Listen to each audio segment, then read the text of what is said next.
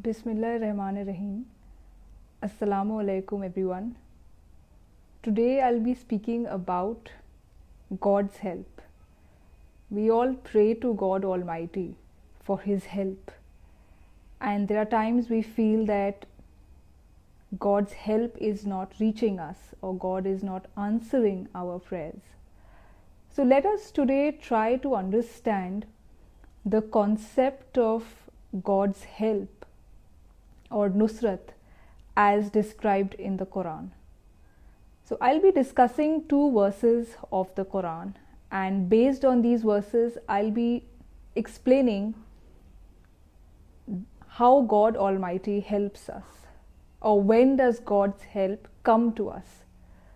So this first verse in the Quran, which is mentioned in chapter 33, says that, or addresses people or the reader and says, put your trust in God Almighty.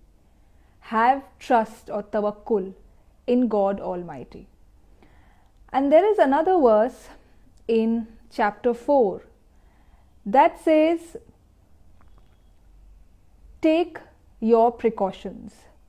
Or whenever you do something, whenever you're about to work on anything, have or make sure that you have taken all the necessary precautions. Now there are two questions, or there is a very important question that comes up before us when we read these two verses in the Quran.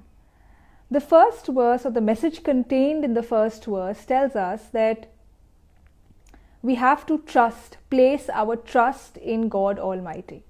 So if we're doing something, if we do some work, then we should hope that God Almighty will help us, will support us in the work, and we must leave everything else aside.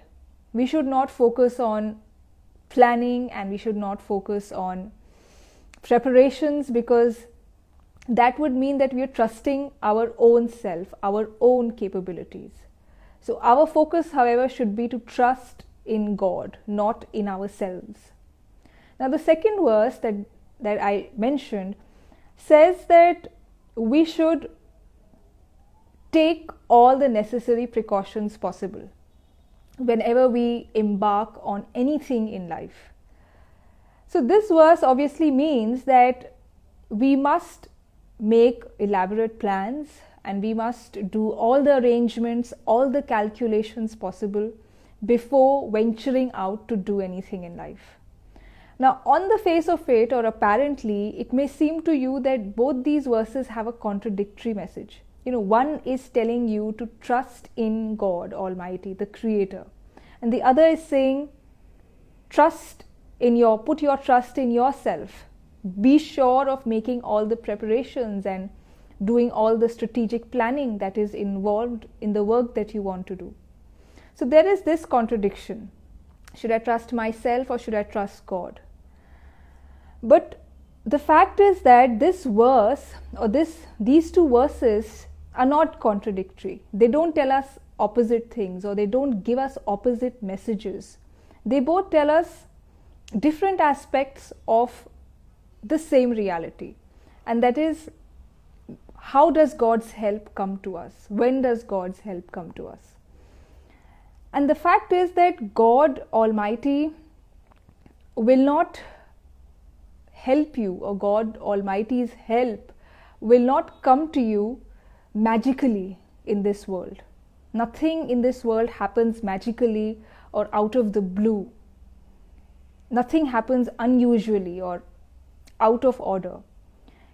In this world, everything follows the principle of cause and effect, which means that if you want results, you have to, before wanting or achieving those results, you have to make sustained and careful effort and planning. That's the principle which we all have to bear in mind. It means that if you decide on a certain project, if you have certain plans in life, and if you want to achieve something in life, then it is extremely important for you to prepare to the best of your ability, to the best of your capability, so that you leave out no loopholes, and only then God's help will benefit you. Otherwise, if you don't prepare yourself, you will not make yourself a recipient of God's help. And this is a very important point which we have to understand. God Almighty gives you a lot of opportunities. There are opportunities out there in the world for whatever you want to do, for whatever you want to explore in yourself. But if you don't equip yourself in a proper way, in a capable or efficient way, if you don't make yourself competent, you won't be able to use the opportunities that are out there. Or in fact, you won't be able to even recognize that there is an opportunity which you should go ahead and utilize.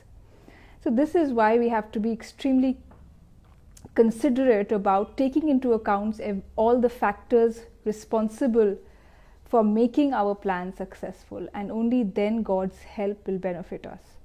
Only today I was reading about this satellite which was launched into space by the Indian Space Research Organization, and I read that it failed in its mission because of some technical failure.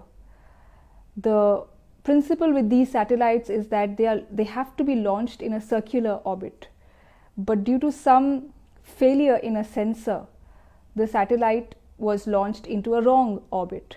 And now the only fate for this satellite is that it will either fall back on Earth or it will be burnt out in space. So this means that if you want to launch yourself in space, then you have to be careful, or you have to take into account of all the gaps in your preparation, and you have to plug those gaps. If you don't plug those gaps, you will meet failure. So this is the message which I wanted to share with all of you, and it's applicable to every aspect of our life, be it professional life, be it our personal relationships, be it our life as a community. Everywhere this principle is applicable. If you feel that somewhere God's help is not reaching you, it means you have not fulfilled the condition that God has laid down for helping you.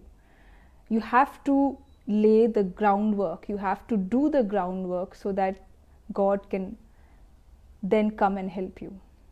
If we believe that God will, if we sit and pray to God and miraculously He will help us without our making any effort, without our struggling to find the principles that will make our work successful, then we are underestimating God Almighty. God's help does not come to us in a vacuum. It does not come to us out of the blue. And this is the message that I wanted to share with all of you, because many a times what happens is that when God's help doesn't come to us, we all become hopeless. We feel God is not answering our prayers. We feel there is no God at all. But in reality, it is actually our own failure to understand how God Almighty has made this world. And that is what makes us unsuccessful, and that is what ends up making us doubt God as well. So this was the message that I wanted to share with all of you, and I would request you to send in your questions in the comment section. I can take up your questions right away. So a lot of people who are watching and saying salam, walaikum assalam. This is a question from Mr. Muhammad Mahmood. He's saying, please tell us about tension. Well, tension is a mental phenomena. Tension or stress is something which happens at the level of our mind. It is not something physical. So it happens when we worry about something in our mind, worry about our present or worry about our future. And that is what leads to tension. So the way of managing tension, the way of managing our stress is first of all leaving future worries, or not worrying about the future, because you know that in the future you cannot control the future completely. Any circumstance can arise, any situation can arise, and not everything is within your control. What is in your control is the present. So work on the present. Do your best that you can in the present, and have no anxiety for the future, because the future will unfold according to its own pace, and you will be asked to face or meet the challenges of future depending on the situation that arises. So focus, don't worry about the future. Generally, tension and stress is about the future. So only if we can manage our thinking in this way, and if we focus our best energies on the present, we'll be able to manage the tension that arises about what will happen in the future. What if what I want does not happen in the future? This is a question from Mr. Azharul Haq. He's saying, how to control my mind? The way to control your mind is to think. Thinking is the tool to control your mind. We can, for example, end up thinking negatively or thinking positively. So if you think negatively, you may sometimes believe that I'm being powerless and I don't know what to do. I'm being overwhelmed by my negative thoughts. But that is not the truth. You are in control of your mind. If you think your way out, you can control your negative thinking, stop it, and replace it with positive thinking. So anything that happens in the mind is not in the control of some other person outside of you or any external situation outside of you. It is entirely in your control. There's nobody else involved in the control that you have over your mind. So to say, how do I control my mind, is actually saying, how do I control something which is totally in my control? So we have to understand that is the benefit of the mind. It is in your control, and you can, through thinking, you can do whichever direction you want the mind to go in. There's nobody who can stop you from controlling your mind. So this was the last question for today, and I wish and I hope that it benefited all of you. And I would also request all of you to send in the topics, post the topics that you would want to listen from me, and I would inshallah deliver a lecture, or we can have a discussion on that topic. Thank you. Jazakallah.